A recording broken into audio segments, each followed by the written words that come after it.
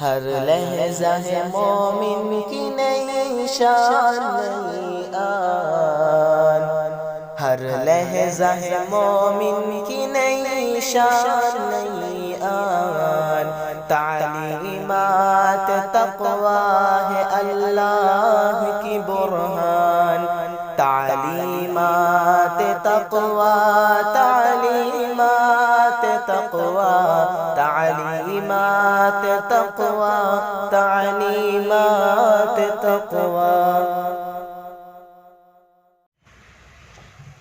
اعوذ باللہ من الشیطان الرجیم،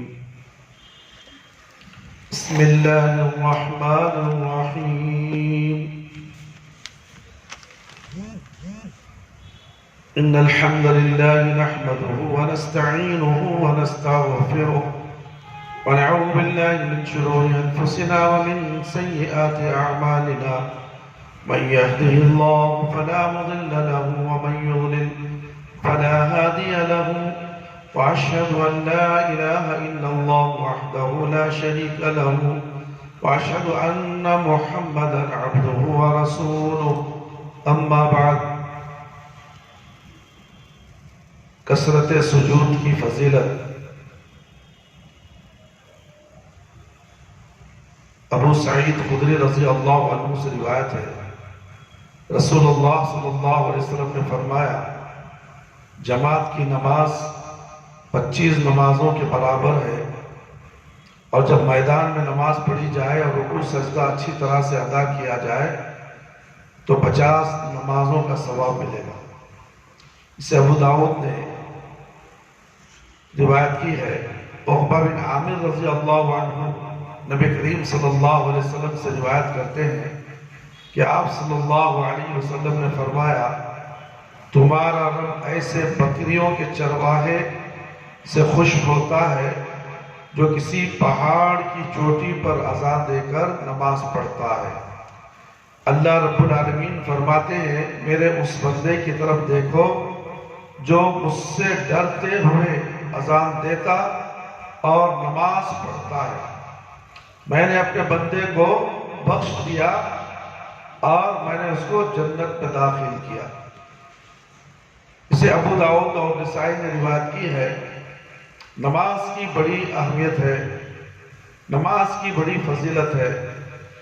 دنیا میں جتنے بھی کام ہیں سب کام کو چھوڑ دیا جائے، نماز پڑھا جائے، پھر دنیا کے کام کیے جائیں، چاہے تعلیم ہو یا دنیاوی تعلیم ہو یا دینی تعلیم بھی ہو، سب سے پہلے نماز ہے، اس کے بعد تمام چیزیں ہیں۔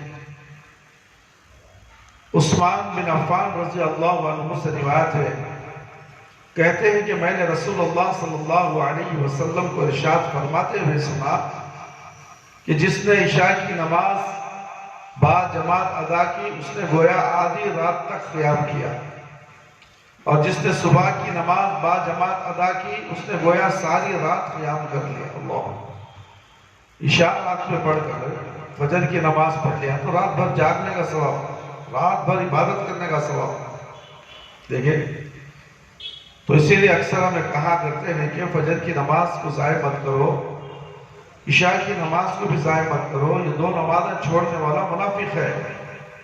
کسی بہانے سے چھوڑ دے، پڑھائی کے لیے چھوڑ دے، دنیا کے کام و کاج کے لیے چھوڑ دے، تو نماز کا چھوڑنے والا کفر میں چلا جائے گا، اور یہ دو نمازیں منافق کے لیے بہت بھاری ہیں۔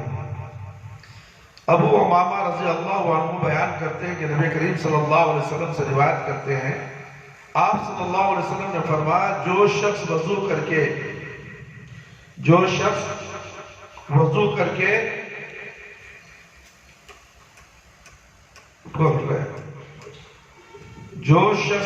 کے مسجد میں آیا اور فجر سے پہلے کی 2 رکعت پڑھ کر بیٹھ گیا،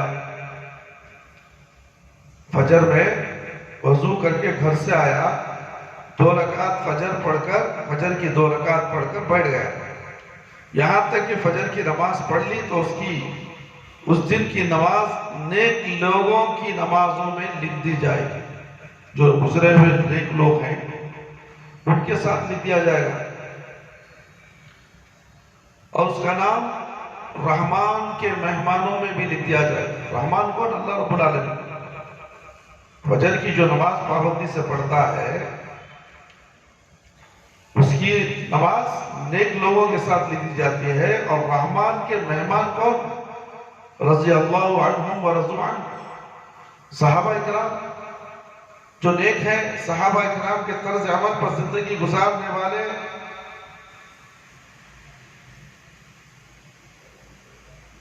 صحابہ اکرام کی طرز عمل کی زندگی گزارنے والے، وہ بھی نیک ہیں۔ اللہ تعالیٰ دنیا میں بھی ہماری مہمان نوازی کرے گا، ہماری عزت کرے گا، لوگوں کے سامنے ہمیں عزت دار بنائے گا، لوگ ہمیں دیکھیں تو عشق کریں گے۔ ویسا نمونہ ہمیں پیش کرنا ہے۔ ہم نمونہ پیش کریں گے تو کہاں ہے یہ دنیا کی بڑے بیچ پہلے دینا، نمونہ بن نہیں سکتے۔ کیا معلوم اس درمیان میں انسان پاگل بھی ہو سکتا ہے، بیمار بھی ہو سکتا ہے۔ دنیا کے خاطر دین کو نہیں چھوڑا جاتا میرے بھائی میرے دوست۔ دنیا کی کام کے خاطر، دنیا کی پڑھائی کے خاطر سنت نبوی صلی اللہ علیہ وسلم کے مطابق نماز کو پڑھنا ہے، اس کے خاطر وہ نماز کو چھوڑا نہیں جا سکتا۔ دنیا کی پڑھائی کو بھاڑ میں نہیں چھوڑ دو، مگر نماز نبوی نہیں ہے تو تمہیں وہ دنیا کی تعلیم حاصل کرنا کچھ فائدہ نہیں دے گی، چاہے ایک دن کی تعلیم کیوں نہ ہو، ایک دن کی تعلیم کیوں نہ ہو، اس دن تمہیں پیارے نبی صلی اللہ علیہ وسلم کے سنت کے مطابق نماز ادا نہیں کیے، وہ پوری نماز تمہاری باطل نماز ہے، اور تم دنیا کی پڑھائی کے لیے، دنیا کے کام کے لیے اور ایسے مدرسے چنتے ہو جہاں پر نماز فاسد ہو جائے۔ تو فیصلہ تمہارے ہاتھ میں، تم سوچو ہماری نماز ضائع ہو رہی ہے۔ کوئی شخص جان بوجھ کر نماز کو ضائع کر سکتا ہے، نماز پڑھ رہا ہے، نماز نہیں ہے، پڑھنے کے باوجود بھی بے نمازی ہی ہے، کیونکہ وہ نماز جو اللہ نے پڑھا سکھائی تھی پیارے نبی صلی اللہ علیہ وسلم کو جبرائیل علیہ السلام کے ذریعے سے، وہ نماز قبول قابل قبول ہے۔ اس کے علاوہ جتنے بھی فرقوں کے اندر نمازیں پڑھی جا رہی ہیں، کیا وہ بھی نماز قابل قبول ہے؟ سوچو ذرا، نماز نبوی صلو کما رأیتمونی اصلی، نماز ایسے پڑھو جیسے مجھے پڑھتے ہوئے دیکھا ہے۔ یہ حدیث کسے پڑھتے ہوئے دیکھا ہے؟ نبی کریم صلی اللہ علیہ وسلم کو۔ کون دیکھے؟ صحابہ اکرام۔ اس کا ثبوت قرآن و حدیثوں سے ہمیں ملتا ہے۔ اور یہ جو دنیاوی نماز جو ہے، دنیا کے مذہبوں کی نماز ہے، اسے حدیثوں سے اس کا کوئی معاوضہ نہیں کر سکتا، کوئی مائی کا لال ثابت نہیں کر سکتا کہ یہ نماز نبوی ہے۔ پوری نماز میں تکرار ہے، پوری نماز میں بگاڑ ہے۔ پھر اس کے پیچھے نماز جو پڑھے گا، جو سنت نبوی سمجھ کر میں تو سنت نبوی کے عقیدے سے پڑھ رہا ہوں، مگر جو عمل کرنا ہے، رکوع، سجود، جلسہ وغیرہ تمام چیزیں جو ہیں وہ ٹکرانے والی ہیں۔ اب تمہیں ٹکراتے رہتے تمہاری نماز قبول کا ہو، اور تمہاری نمازوں میں خشوع اور خضوع کہاں سے آیا؟ نماز میں خشوع اور خضوع چلا گیا، وہ بھاگنا ہمیں بھی بھاگنا، ہمیں رکے تو دوسرا سجدہ جو ہے۔ یہ حالات ہے دوسرے مسجدوں میں نمازوں کا، تو پھر ہمیں کیسے کہہ سکتے ہیں کہ ہماری نماز پڑھ لے رہو، ہماری نماز پڑھ لے؟ نہیں میرے بھائی، وہ پڑھائی میں نقصان ہے۔ تم وہ جو پڑھائی پڑھتے ہو دنیا کی، وہ پڑھائی میں نقصان ہے، برکت نہیں ہے، رحمت نہیں ہے، اللہ کی مرضی شامل حال نہیں رہے گی، اس لیے کہ نماز ہی تمہاری قبول نہیں ہو رہی ہے، تو تمہاری تعلیم کیا قبول ہو رہی ہے؟ ہاں تم نے تعلیم حاصل بھی کر لی، کیا وہ تعلیم دنیا میں فائدہ دے گی؟ نہیں دے سکے گی۔ اس لیے ہمیں جہاں تک کوشش کرنا ہے کہ ہماری وہ نماز جو پیارے نبی صلی اللہ علیہ وسلم کی سنت کے مطابق ہو، اگر وہ نماز ہم پڑھیں گے با جماعت کے ساتھ، مساجد میں آ کر وضو کرتے ہوئے گھر سے نکل کر مسجد میں آئیں، با جماعت ہم نماز ادا کریں گے، تو وہ نماز نیکیوں کے ساتھ لکھ دی جائے گی اور رحمان کے مہمانوں کے ساتھ لکھ دیا جائے گا۔ یہ طبرانی کی صحیح حدیث ترغیب کے لیے نفل نماز گھروں میں پڑھنے کی فضیلت۔ جابر رضی اللہ عنہ سے روایت ہے کہ رسول اللہ صلی اللہ علیہ وسلم نے فرمایا، جب تم میں سے کوئی مسجد میں فرض نماز ادا کرے تو اسے اپنی نماز کا کچھ حصہ گھر کے لیے بھی باقی رکھنا چاہیے، کیونکہ اللہ تعالیٰ اس نماز کے ذریعے اس کے گھر میں برکت نازل فرمائے گا۔ آ رہا سمجھ میں؟ فرض نماز مسجد میں ہی پڑھی جائے گی، سنت نماز نفل نماز کہاں پڑھی جائے گی؟ گھر میں۔ تھوڑی نماز گھر میں بھی پڑھ لیا کرو۔ زید بن، یہ مسلم کی روایت ہے، زید بن ثابت رضی اللہ عنہ سے روایت ہے کہ نبی کریم صلی اللہ علیہ وسلم نے فرمایا، لوگوں اپنے گھروں میں بھی نماز پڑھو، فرض نہیں، بس یہ حدیث کو لے لے کر اپنے گھروں میں نماز پڑھو کہ حضرت ہمیں گھر میں پڑھ لیتی، ایسا نہیں ہے میرے بھائی۔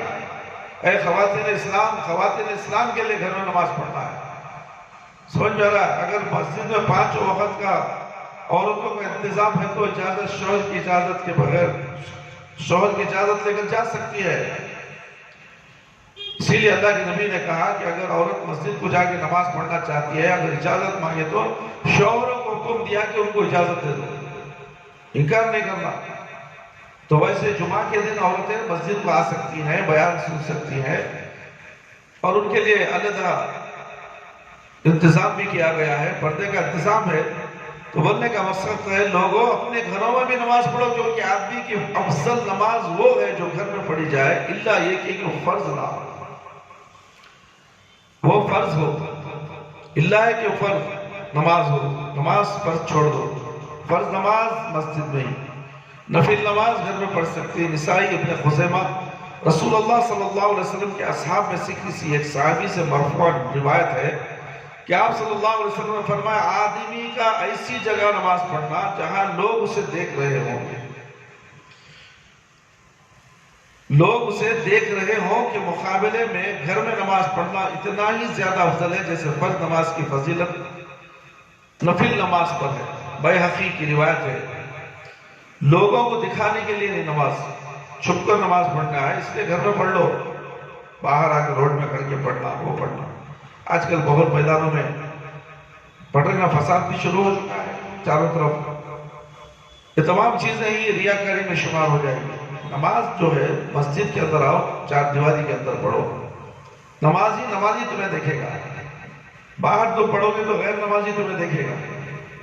سمجھ میں آ رہا ہے؟ تم اس کو دکھانے کے لیے آؤ، خشوع و خضوع میں نماز پڑھو، مگر خشوع اور خضوع صرف اللہ کو دکھانے کے لیے ہونا چاہیے، بلکہ لوگوں کو نہیں، کسی کو دکھانے کے نہیں۔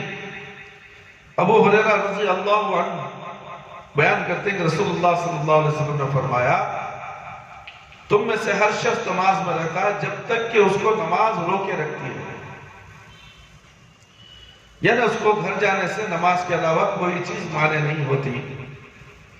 مسجد میں ہے صبح سے شام تک تو نماز کی حالت میں ہے، جب تک کہ وہ مسجد چھوڑ کے گھر کو چلے گا تو نماز کٹ ہو گئی۔ آرہا سمجھ میں؟ بخاری اور مسلم کی روایت ہے، تو اس لیے نماز کی بڑی فضیلت آئی ہے، اس کے لیے کہ نماز کے اندر سب سے اہم مسئلہ سجدے کا ہے، جو سجدہ اللہ رب العالمین کو بہت پسند ہے۔ سجدہ کرنا ضروری ہے نماز کے اندر، تو اللہ سجدے کو پسند کرتا ہے کہ میرا بندہ صبح و شام کام میں مصروف ہوتا ہے اور میرے لیے اپنے پیشانی کو جھکا دیتا ہے۔ جو مانگنا ہے میں اسے عطا کرتا ہوں، جو پوچھتا ہے میں دینے کے لیے تیار ہوں، دعا کر تو صحیح۔ بخاری کی دوسری روایت میں ہے کہ تم میں سے ہر شخص نماز میں رہتا ہے جب تک نماز اس کو روکے رکھتی ہے، فرشتے کہتے رہتے ہیں اے اللہ اس کو بخش دے، اے اللہ اس پر رحم فرما، جب تک وہ جائے نماز پر بیٹھا رہتا ہے اور بے وضو نہیں ہوتا۔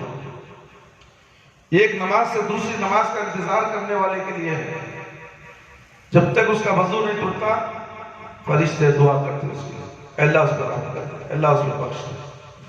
اور تم مسجد میں بیکار بیٹھنا بھی پسند نہیں کرتے، ذکر اذکار بھی کرنا پسند نہیں کرتے، نماز ہوئی فوراً بھاگو، نماز ہوئی فوراً بھاگو۔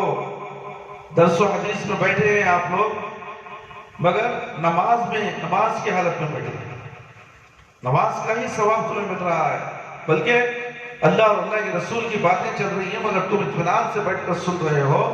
تو نماز کی حالت میں اللہ رب العالمین سے فرشتے کہتے رہتے ہیں اللہ اس کو بخش دے۔ جو فرشتے اللہ سے بخشش کی طلب کرتے ہیں تو کیا اللہ ان کی دعا نہیں سنے گا؟ ضرور قبول کر لے گا۔ اور تمہارے گناہوں کو بخش کر دے گا اور تم پر رحم فرمائے گا۔ اللہ رحم کر دیا تو ہمارا بیڑا پار ہو جائے۔ سمجھ میں آ رہا ہے؟ ابو ہریرہ رضی اللہ عنہ روایت کرتے ہیں کہ رسول اللہ صلی اللہ علیہ وسلم نے فرمایا ایک نماز کے بعد دوسری نماز کا انتظار کرنے والا اس گھوڑ سوار کی طرح ہے جس کا گھوڑا اللہ کی راہ میں جہاد کے لیے ایسے تیزی سے لے کر بھاگا جا رہا ہے، وہ رباط اکبر میں ہے۔ اللہ جہاد میں گھوڑا اتنا بڑا تیز بھاگتا ہے، اسے ہوش و حواس میں نہیں۔ تو ایک نماز سے دوسری نماز کو انتظار کرنے والا اس تیز رفتار گھوڑے کے بھاگنے کے معنی کی مثال نیکی حاصل کرنے کی، اس کا ثواب اتنا زبردست ہے۔ یہ ابن حبان اور مسند احمد کی روایت ہے۔ عقبہ بن عامر رضی اللہ عنہ رسول اللہ صلی اللہ علیہ وسلم سے روایت کرتے ہیں کہ آپ صلی اللہ علیہ وسلم نے فرمایا نماز کے انتظار میں بیٹھنے والا دعا کرنے والے کی طرح ہے، اور وہ گھر سے نکلنے کے وقت سے لے کر واپسی تک نماز پڑھنے والوں کے زمرے میں لکھا جاتا ہے۔ گھر کو پہنچنے تک بھی اس کا نام نماز پڑھنے والوں کے ساتھ ہی لکھا جائے گا، نمازیوں کے ساتھ۔ کل قیامت میں اللہ تعالیٰ ہمیں نمازیوں کے ساتھ ہی اٹھائے۔ جن جن کی نمازیں دنیا میں پڑھے وہ قبول ہونا، قابل قبول۔ ایسا کہ نہیں کہ نماز پڑھنے والے بہت ہی، نمازیاں بہت ہیں، نہیں کر کو نہیں بول رہے، کیا قبول ہوئی نماز؟ نماز قبول ہونے کے لیے سیمپل بتایا گیا ہے، نمونہ بتا دیا گیا ہے۔ وہ نمونہ کیا تھا؟ اسوہ حسنہ، پیارے نبی صلی اللہ علیہ وسلم کی سنت کا طریقہ، نماز کا طریقہ بتا دیا گیا تمہیں۔ کیا تم اس ترازو میں تول کر دیکھ لیے کہ تمہارے وہ سانچے میں ڈھال کر دیکھ لیے کہ ہماری نمازیں پیارے نبی صلی اللہ علیہ وسلم کی سنت کے مطابق ہیں؟ تو وہ فخر کے ساتھ کہہ سکتے ہیں کہ ہاں ہم نمازی ہیں۔ ایسے نمازیوں کے ساتھ جو اس دنیا سے چلے گئے، ان کے ساتھ تمہارا نام لکھ دیا جائے گا۔ اللہ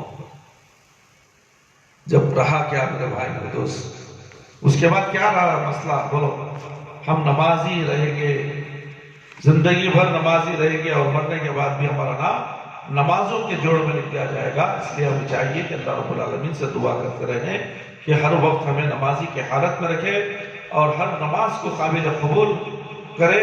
ہر نماز ایسی نماز پڑھے جس سے وہ قابل قبول ہو۔ قابل قبول نماز نہیں ہے تو کیا فائدہ پر نماز پڑھنے کا؟ نماز پڑھنے کا فائدہ بھی ہوگا نا، قبول ہوئی۔ آج میں نماز پڑھا عشاء کی، میری قبول ہو گئی، تمہیں خود اطمینان کر لو۔ تمہارے اطمینان نہیں تو دنیا کی ساری دولت مل گئی، وہ نماز پڑھو کیا کرتے ہیں؟ دولت تو یہاں چل جائے گی، تمہیں چلے جائیں گے، نماز نہیں نہ خالی ہے۔ آخرت کی دولت سے محروم، آخرت کی دولت کمانے کی فکر کرو، دنیا کی دولت تو یہی رہ جائے گی۔ دنیا کی مال و متاع سب کچھ، گھر بار بلڈنگیں سب، بیوی بچے سب یہی رہیں گے، کوئی تمہارے ساتھ آنے والے نہیں ہیں۔ تمہاری عبادتیں جو تمہیں پیارے نبی صلی اللہ علیہ وسلم کی سنت کے مطابق دنیا میں ادا کی ہیں، تو وہ تمہیں خبر میں بھی بچائیں گی، پلسرات میں بھی بچائیں گی، میدان حشر میں بھی بچائیں گی، اور جنت میں بھی پہنچا دیں گی۔ اللہ تعالیٰ سے دعا ہے کہ اللہ تعالیٰ مجھے اور آپ تمام کو ان تمام قرآن اور حدیث کی باتیں سن کر اس پر عمل کرنے کی مجھے بھی اور آپ کو بھی توفیق عطا فرمائے۔ اللہ تعالیٰ میرے اور آپ کے صغیرہ کبیرہ گناہوں کی مغفرت فرما دے۔ اے اللہ ہم میں سے جو لوگ پریشان حال ہیں، ان پریشانیوں کو دور فرما۔ ہم میں سے جو لوگ بیمار ہیں، اللہ ان کو شفا کل، شفا عاجلہ، شفا دائمہ عطا فرما۔ اے اللہ شرک سے بچا لے، بدعت سے بچا لے، اللہ ہم سب کو صراط مستقیم پر چلا دے۔ اے اللہ قبر کے عذاب سے بچا لے، جہنم کی آگ سے بچا لے، قبر کے سوالات بالکل آسان فرما دے، قبر کی تاریکی کو روشنی بدل دے، میدان حشر میں رسوائی سے بچا لے۔ اے اللہ ہمیں موت دے تو ایمان کی حالت میں موت دے، جب ہماری روح ہمارے جسم سے نکلے تو اللہ ہماری زبان پر کلمہ لا الہ الا اللہ محمد رسول اللہ جاری رہے۔ ربنا آتنا فی الدنیا حسنۃ وفی الآخرۃ حسنۃ وقنا عذاب النار۔ ربنا ظلمنا انفسنا وان لم تغفر لنا وترحمنا لنكونن من الخاسرين۔ ربنا لا تزغ قلوبنا بعد إذ هديتنا وهب لنا من لدنك رحمة إنك أنت الوهاب۔